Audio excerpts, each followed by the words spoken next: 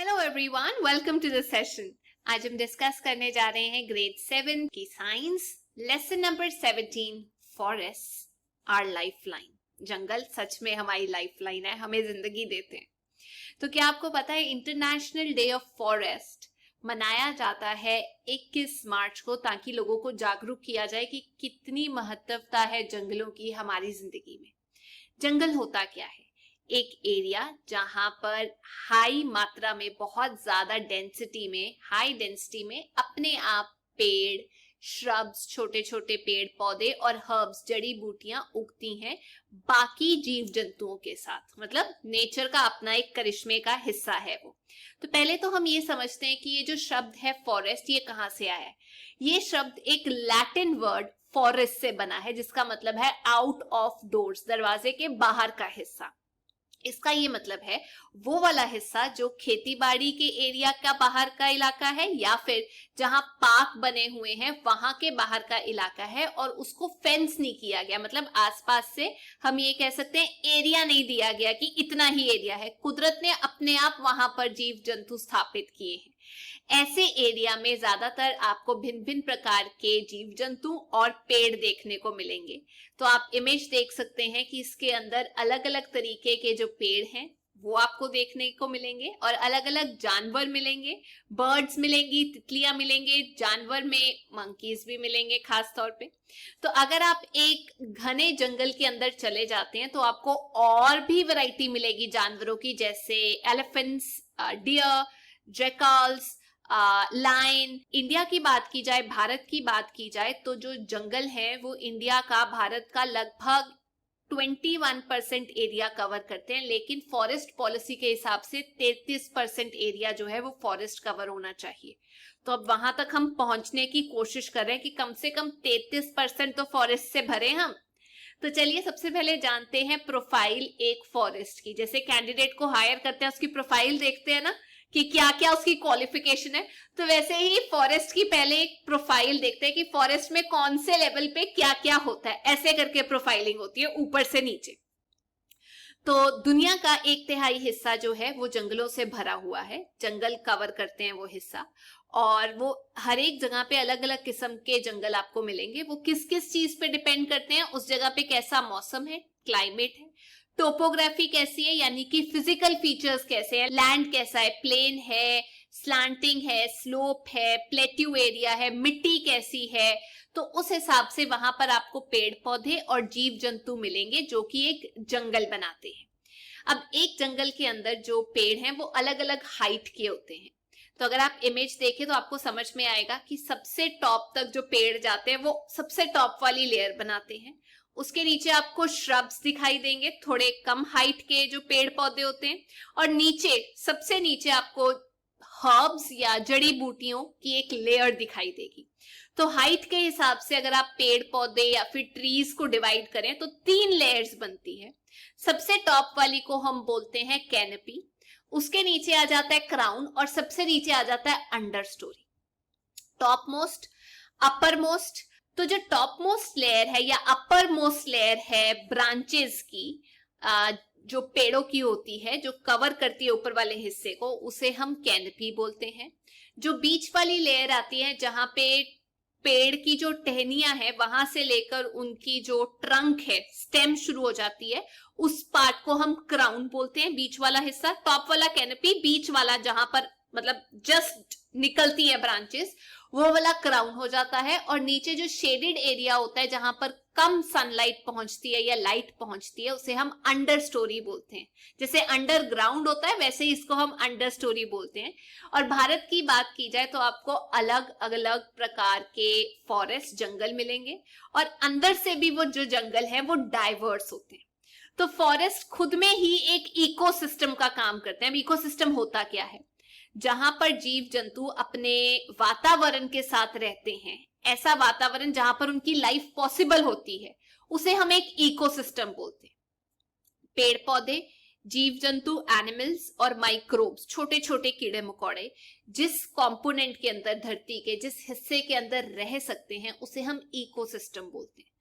तो हम ये कह सकते हैं कि इस हिसाब से इन जीव जंतुओं को हम 3 कैटेगरीज में डिवाइड करते हैं। पहले ये समझ लेते हैं, एक होते हैं प्रोड्यूसर्स जो खाना बनाते हैं, दूसरे जो उसको कंज्यूम करते हैं कंज्यूमर्स, और तीसरे डीकम्पोजर्स जो खत्म कर देते हैं और वापस सॉइल के अंदर इंपॉर्टेंट पदार्थ पहुंचा देते हैं, न्यूट्रिएंट्स दे देते हैं। समझ में आया? प्रोड्यूसर प्रोड्यूस करने वाले पेड़ पौधे, कंज्यूमर्स उसको खाने वाले, फिर जब कंज्यूमर्स खत्म हो जाते हैं तो उनको तबाह करने वाले, मिट्टी में मिलाने वालों को डीकम्पोजर्स बोला जाता है।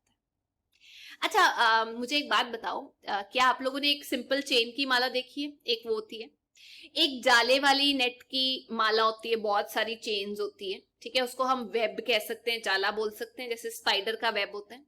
ये मैंने इसलिए बात की क्योंकि अब हम बात करने जा रहे हैं फूड चेन और फूड वेब की। चेन एक सिंपल लाइन ऐसे समझ सकते हो, वेब एक जाला जिसमें बहुत सारी चेन्स होती है। अब जो फूड चेन है उसमें होगा क्या? प्रोड्यूसर जो खाना बना रहा है, कंज्यूमर जो उसको खा रहा है, डीकम्पोजर्स ये कनेक्टेड होंगे, आपस में जुड़े होंगे इकोसिस्टम के अंदर। एक प्राणी दूसरे के ऊपर निर्भर होगा और दूसरे वाले को तीसरे वाला खा रहा होगा, डिपेंड कर रहे होंगे। तो इस सीक्वेंस को, जिसमें एक प्रोड्यूसर होगा, फिर उसको हर्बीवोर खाएगा, मतलब जो घास खाता है। प्रोड्यूसर तो प्लांट्स हो गए, हर्बीवोर्स जो घास खाते हैं। हर्बीवोर को जो खाएगा उसको कार्निवोर बोला जाएगा, जो जानवर जानवर को खाता है, मांस खाता है। तो ये पूरा सिस्टम हो गया food chain, producer, herbivores, carnivores. जैसे एक डियर घास खाता है, घास, डियर, डियर को कौन खाता है? लायन, टाइगर या लेपर्ड। एक सिंपल फूड चेन जिसमें ग्रास जो है, घास जो है वो प्रोड्यूसर, डियर प्राइमरी सबसे पहले नंबर वाला कंज्यूमर जो एक हर्बीवोर है जो घास खाता है, लायन या टाइगर सेकेंडरी नंबर का कंज्यूमर है, दूसरे नंबर पे कंज्यूम कर रहा है, तो इसे हम कार्निवोर भी बोल सकते हैं क्योंकि ये जीव जंतु खाते हैं। तो ये एग्जाम्पल था सिंपल सी फूड चेन का। अगर बड़ी फूड चेन हो तो सेकेंडरी कंज्यूमर को आगे और बड़ा कंज्यूमर खा सकता है, और बड़ा जानवर खा सकता है, ऐसे ये चेन चलती जाएगी। जैसे बड़ा करके बताती हूँ, पहले घास हो गया, घास के बाद आ गया ग्रास हॉपर, ग्रास हॉपर के बाद आ गया सेकेंडरी कंज्यूमर डड्डू, फ्रॉग जो ग्रास हॉपर को खाता है, तो फ्रॉग, फ्रॉग के बाद आ गया हॉक जो फ्रॉग को खाता है, तो जो हॉक है वो हमारा आ गया टर्जरी कंज्यूमर, तीसरे नंबर पे आ गया ना, पहले ग्रास हॉपर पहला, फ्रॉग दूसरा, टर्जरी यानी तीसरे नंबर पे आ गया हॉक। अब बात करते हैं फूड वेब की। फूड वेब में एक कॉम्प्लेक्स सिस्टम होता है जिसमें एक चेन दूसरी चेन से जुड़ी हुई होती है। तो एक चेन अगर खराब हो जाती है, वैसे फूड वेब पे असर पड़ता है, लेकिन अगर ओवरऑल सिस्टम बैलेंस्ड रहे तो ये चलता रहता है। आप ये कह सकते हैं बहुत सारी जो फूड चेन्स हैं वो आपस में बंधी हुई हो तो उसे फूड वेब बोला जाता है, और ये जंगल में देखने को मिलता है। जैसे आप डायग्राम में देख सकते हैं, सबसे पहले पानी और सन लेके प्रोड्यूसर्स प्लांट्स क्लोरोफिल की मदद से अपना खाना बनाते हैं। फिर आ गए प्राइमरी कंज्यूमर, कोई हर्बीवोर जो छोटे छोटे कीड़े मकोड़े हो गए। सेकंड नंबर पे सेकेंडरी कंज्यूमर ओमनीवोर, ओमनीवोर मतलब जो पेड़ पौधे भी खा लेते हैं, जानवर भी खा लेते हैं। फिर उसके बाद टर्जरी कंज्यूमर, तीसरे नंबर पे आ गया, तो टर्जरी जिसको हम कह सकते हैं कार्निवोर हो सकता है, सांप। तो बुक में चौथे नंबर पे भी टर्जरी लिखा हुआ है, उसे हम क्वाटरनरी कंज्यूमर बोलते हैं। चौथे नंबर वाले को क्वाटरनरी कंज्यूमर बोल सकते हैं। आपने टर्जरी रखना है तो टर्जरी रख सकते हैं, पर मैं आपको बता रही हूँ चौथे नंबर को क्वाटरनरी कंज्यूमर बोलेंगे। तो जब वो खत्म हो जाता है उसको तबाह करने में डीकम्पोजर्स मदद करते हैं, जो वापस मिट्टी में मिला देते हैं, और प्रोड्यूसर्स उसे यूज करते हैं। क्लियर? फूड चेन और फूड वेब। अब बात करते हैं जंगलों के क्या क्या फायदे हैं। हमारी जिंदगी में जंगल एक बहुत इंपॉर्टेंट भूमिका निभाते हैं। पहले जो इंसान थे, अर्ली ह्यूमन, वो खाने के लिए डिपेंड करते थे जंगलों पे, कपड़ों के लिए डिपेंड करते थे, रहने के लिए जंगलों पे डिपेंड करते थे। आज की डेट में भी हम डायरेक्टली, सीधे तौर पे या इनडायरेक्टली जंगलों पे डिपेंड करते हैं, बहुत कारणवश। जैसे सबसे पहले जंगल जो है वो सॉइल को, मिट्टी को पकड़ के रखते हैं, सॉइल इरोजन नहीं होने देते, फ्लड्स नहीं आने देते, ज्यादा नुकसान नहीं होने देते, क्योंकि जो उनकी जड़ें हैं वो मिट्टी के छोटे छोटे पार्टिकल्स को पकड़ के रखती है और सॉइल को उड़ने नहीं देती। दूसरा, हमें अलग अलग तरीके के नट्स, स्पाइसेस, मसाले, वो सब जंगलों से मिलते हैं जो वहां पौधे उगते हैं। तीसरा, ट्रीज जो पेड़ हैं वो क्लाइमेट को भी अपने कंट्रोल में करके रखते हैं, मतलब वो धरती से पानी एब्जॉर्ब करते हैं अपनी जड़ों के द्वारा, और उसको जब हवा में रिलीज कर देते हैं वाटर वेपर के जरिए, तो अपने आसपास के एनवायरनमेंट को वो ठंडा रखते हैं, कूलिंग इफेक्ट देते हैं। इवेपोरेशन हो रही है ना, कूलिंग इफेक्ट याद है मैंने बताया था। अच्छा, उसके बाद और क्या फायदे होते हैं? जब वाटर वेपर कंटेंट ज्यादा हो जाता है एटमॉस्फेयर में, तो जो ट्रीज हैं वही रिस्पॉन्सिबल होते हैं बारिश लाने के लिए, बहुत जरूरी है।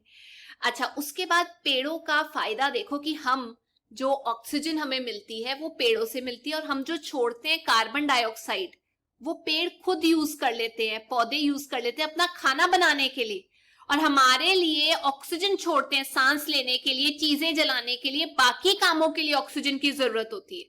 तो ये जो कार्बन डाइऑक्साइड है, अगर ये बहुत ज्यादा हो गई तो क्या होगा? सन की हीट जो आएगी वो भी कार्बन डाइऑक्साइड एब्जॉर्ब कर लेगी, क्योंकि ये हीट ज्यादा एब्जॉर्ब करती है, और धरती से जो वापस किरणें जा रही है उसको भी एब्जॉर्ब कर लेगी। तो धरती एकदम गर्म गोला बन जाएगी, ग्रीन हाउस इफेक्ट हो जाएगा कार्बन डाइऑक्साइड ज्यादा होने की वजह से। तो इसीलिए जंगलों का होना जरूरी है। वो हमें टिम्बर देते हैं, अलग अलग तरीके की लकड़ी मिलती है, जैसे साल, महागनी, टीक, रोजवुड। टिम्बर की जितनी भी इंडस्ट्रीज है, plywood, saw mills, paper, pulp, cardboard, ये सब ट्रीज के ऊपर तो निर्भर होती है। इवन लकड़ जलाने की जो लकड़ी है वो हमें पेड़ों से मिलती है। काफी सारे प्लांट्स हैं, जैसे नीम हो गया, यूकलिप्टस हो गया, आंवला हो गया जिसे गूजमेरी भी बोला जाता है, वो आयुर्वेदिक दवाइयों के काम करते हैं, उसमें इस्तेमाल किए जाते हैं। जो सिंशोना ट्रीज होते हैं वो हमें कुनीन देते हैं, जो जरूरी है जब किसी को मलेरिया हो जाता है तो एक दवाई का काम करता है वो। अलग अलग तरीके का घास मिलता है, जैसे लेमन ग्रास, वनीला, केवड़ा, खस, ये सब इंपॉर्टेंट है, जिससे ऑयल भी, तेल भी निकाला जा सकता है। सैंडलवुड, यूकलिप्टस, पाइन से भी हमें तेल मिलता है, जो कि पेड़ों के जरिए ही मिलता है। जो फॉरेस्ट है, जंगल है, उससे इंपॉर्टेंट रेजिन्स मिलते हैं जो कि यूज किए जाते हैं वार्निश में, पेंट करने के लिए। लेटेक्स मिलता है जो रबड़ बनाने के इस्तेमाल में यूज किया जाता है। बैम्बू मिलता है जो कि एक चारे का भी काम करता है, और उससे पेपर भी बनाया जाता है, पल्प भी बनाया जाता है, बैम्बू की बास्केट भी बनाई जाती है, टोकरी भी बनाई जाती है। केन मिलता है जिससे स्टिक्स बनाई जाती है चलने की। फर्नीचर जो जंगलों से सामान मिलता है उससे बनाया जाता है, टोकरियां बनाई जाती है, पिक्चर के फ्रेम बनाए जाते हैं, मैट्स बनाए जाते हैं, स्क्रीन्स बनाई जाती है केन की, आपको पता ही है। कुछ ऐसे पेड़ होते हैं, जैसे कोकोनट का पेड़ हो गया, पाम का पेड़ हो गया, बहुत हाइट पे होते हैं ये, और इतने जबरदस्त होते हैं, कोस्टल एरिया पे लगाए जाते हैं, तट पे, ताकि अगर जोर से हवा आए तो वो तट की मिट्टी या बाकी चीजों का नुकसान ना करे, और ये विंड को ब्रेक करे। तो विंड ब्रेकर का भी काम करते हैं। हो गए ना कितने सारे फायदे? आप कुछ भी याद कर सकते हो इसमें से, पर कोशिश करो कम से कम 5-6 तो याद हो।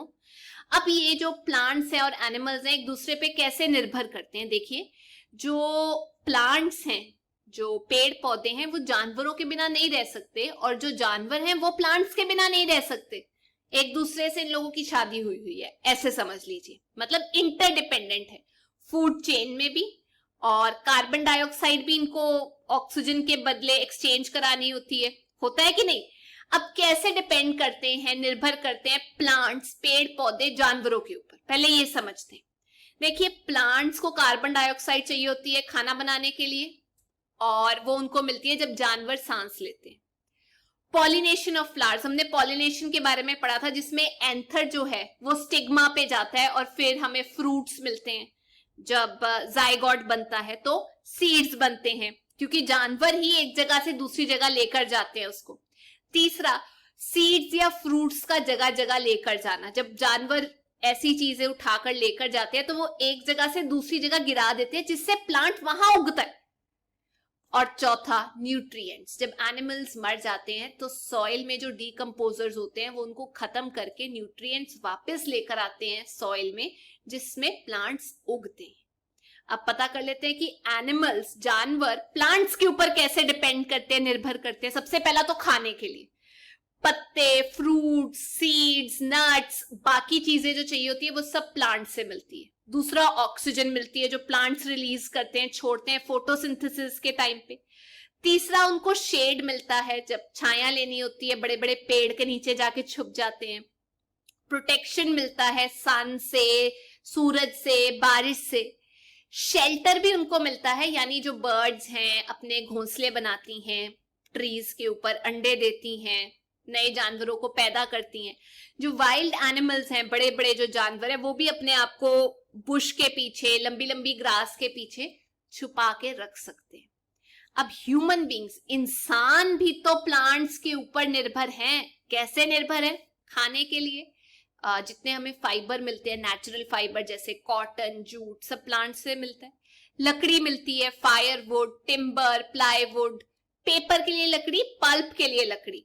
फिर अलग अलग तरीके की दवाइयां, स्पाइसेस, मसाले, नीम, सिनेमन, आंवला, कार्डमन, ये सारी चीजें, और यहां तक कि सिंशोना। लक्कड़ के अलावा बहुत सारी और चीजें मिलती हैं जो लक्कड़ से मिलती है, जैसे लैक हो गया, डाइज हो गई, केन मैंने आपको बताया, बैम्बू, घास, फॉडर, चारे का सामान, बीडी लीव्स, गम चिपकाने वाला सामान, रेजिन्स जो पेंट में इस्तेमाल होता है, रबड़, सब प्लांट से मिलता है। कुछ इंपॉर्टेंट ऑयल्स भी मिलते हैं, तेल मिलते हैं, पाइन ऑयल, खस, सैंडलवुड ऑयल। तो हम तो पूरा डिपेंड करते हैं प्लांट्स के ऊपर हर चीज के लिए। अब बात करते हैं, क्या फॉरेस्ट को, जंगल को कोई थ्रेट है, कोई खतरा है? बिल्कुल है। जैसे जैसे पॉपुलेशन, आबादी बढ़ती जा रही है, इंसानों की डिमांड बढ़ती जा रही है कि हमें रहने के लिए इलाका चाहिए, एरिया चाहिए, और साथ में खाने के लिए एग्रीकल्चरल एरिया भी तो चाहिए। इसकी वजह से पेड़ों को काटा जा रहा है, जंगलों को साफ किया जा रहा है, जहां जानवर रहते हैं उनका रहन निवास खत्म किया जा रहा है। डिफॉरेस्टेशन हो रही है, फॉरेस्ट में, जंगलों में आग लग रही है, पॉल्यूशन हो रहा है, जिसकी वजह से जंगलों को तो खतरा है ही ना। जो जंगल है, ना केवल भारत के बल्कि दुनिया के जो जंगल हैं, वो खत्म होते जा रहे हैं बड़ी तेज स्पीड पे, और उसका जिम्मेदार सिर्फ और सिर्फ इंसान है।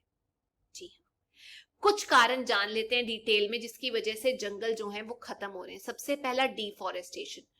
बड़ी मात्रा में, बड़े स्केल पे पेड़ों को काटे जाना, उसको डिफॉरेस्टेशन बोला जाता है। मतलब बिल्कुल खत्म कर देना जंगलों को, वुडलैंड्स को। क्यों किया जा रहा है? क्योंकि हमें जमीन चाहिए खेती बाड़ी के लिए, इंडस्ट्रीज के लिए, रहने के लिए, सड़कों के लिए, रेलवे ट्रैक बनाने के लिए, स्विमिंग पूल, रिक्रिएशन मतलब एंटरटेनमेंट के लिए। कम से कम नहीं तो 15 से 20 हेक्टेयर्स जो ट्रॉपिकल फॉरेस्ट है वो हर साल साफ किए जा रहे हैं। पेड़ों को काटा जा रहा है टिम्बर के लिए, फायरवुड के लिए। तो क्या क्या कॉजेज हो रहे हैं डिफॉरेस्टेशन के? डिमांड बढ़ रही है फ्यूल वुड की, लकड़ जो जलाई जाती है खाना बनाने के लिए, लकड़ चाहिए पेपर के लिए, टिम्बर के लिए। ओवर ग्रेजिंग बाय कैटल, यानी जो भेड़ बकरियां हैं, जो जब उसको चराने लेके जाया जाता है तो वो पूरा घास खा जाती है और एक ही जगह पे चराया जाता है। माइनिंग एक्टिविटीज, जो नीचे से खोद खोद के सामान निकाला जा रहा है, उसकी वजह से जंगलों को काटा जा रहा है। और आखिरी कारण हम ये कह सकते हैं, जो वाटर का टेबल है नीचे, जो हम खींचते जा रहे हैं पानी, उसकी वजह से जड़ों को पानी मिल ही नहीं रहा और पेड़ पौधे सूख के मर रहे हैं। अब इसके क्या असर हो रहे हैं डिफॉरेस्टेशन के? क्या आपको पता है? 1 जुलाई से लेके 7 जुलाई तक वन महोत्सव हफ्ता मनाया जाता है, वीक मनाया जाता है, ताकि जागरूकता पैदा की जाए पेड़ों के बारे में। क्या इफेक्ट है, असर होगा डिफॉरेस्टेशन का? तो मैं आपको बताती हूं कि क्या असर होता है डिफॉरेस्टेशन का, जंगल काटने का, पेड़ों की सफाई करने का। इससे वातावरण को कितना नुकसान होता है? सबसे पहले ग्लोबल वार्मिंग होगी, क्योंकि टेम्परेचर बढ़ जाएगा।